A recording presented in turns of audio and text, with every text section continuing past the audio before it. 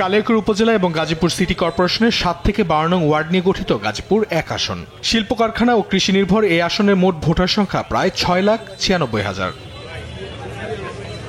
ত্রয়োদশ জাতীয় সংসদ নির্বাচনকে সামনে রেখে সম্ভাব্য প্রার্থীদের বেড়েছে তৎপরতা। বিএনপির পক্ষ থেকে আলোচনায় রয়েছে ১ ডজন সম্ভাব্য প্রার্থী। তবে প্রচার ও জনপ্রিয়তায় জেলা বিএনপির সদস্য সচিব ব্যারিস্টার চৌধুরী ইশরাক আহমেদ সিদ্দিকী এগিয়ে রয়েছেন। তিনি সাবেক প্রতিমন্ত্রী ও বিএনপির দুঃসময়ের কাণ্ডারি খ্যাত তানভীর আহমেদ সিদ্দিকীর পুত্র। আমরা চেষ্টা করব কালিয়াকৈরের মানুষের যে আশা আকাঙ্ক্ষাগুলি আছে সেই আশা আকাঙ্ক্ষাগুলো পূরণ করার আমরা যথাযথ চেষ্টা করব ইনশাআল্লাহ। কালিয়াকৈর উপজেলা এবং পৌর বিএনপি সুসংগঠিত এবং শক্তিশালীভাবে মানুষের দ্বারে যাচ্ছে, কাজ করছে। ক্লিন ইমেজের মানুষ বিভিন্ন পদে আসছে, শিক্ষিত ছেলে মেয়ে বিভিন্ন পদে আসছে, সামনে আরও সুসংগঠিতভাবে তারা কাজ করবে। কিন্তু কালিয়াকৈরের মানুষের দোয়া চাই, ভালোবাসা চাই, তাদের আস্থার জায়গাটা আমরা ধরে রাখতে চাই ধানের শীষের প্রতি, এটাই আমার আহ্বান। গাজীপুর ১ আসনে প্রথমবারের মতো প্রার্থী দিয়েছেন জামায়াত ইসলামী। দলটির প্রার্থী হিসেবে মাঠে নেমেছেন সাবেক সচিব শাহ আলম বকশী। আমরা আমাদের সংগঠনের সকল পর্যায়ে সাংগ নির্বাচনের কমিটি গঠিত হয়েছে, নির্বাচনের প্রস্তুতিমূলক কাজ সম্পন্ন হয়েছে। আমরা জনগণের কাছে যাচ্ছি বাংলাদেশকে একটা কল্যাণমূলক রাষ্ট্র পরিচালনা করার জন্য, দুর্নীতিমুক্ত একটা দেশ করার জন্য, ফ্যাসিবাদ মুক্ত একটা দেশ পরিচালনা করার জন্য এবং এদেশের ছাত্র জনতার যে ২৪-এর বিপ্লব যেন সফল হয় সেরকম একটা দেশ এবং জাতি গঠন করার জন্য আমরা আমাদের এই ৫টি আসন নমিনেশন দিয়েছি।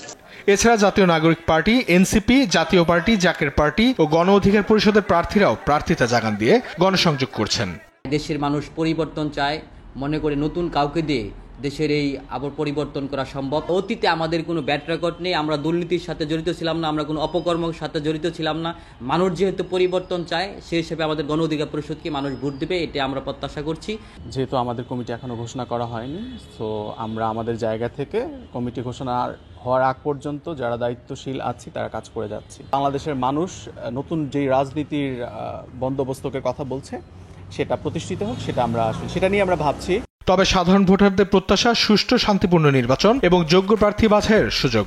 আমাদের পাশে যারা সবসময় থাকবে, যাদেরকে আমরা পাবো, ডাকতে পাবো, এইরকম প্রার্থীকে আমরা ভোট দেব। ভালো মানুষ যেগুলো কাজ করবি সেই লোককে আমরা ভোট দেব।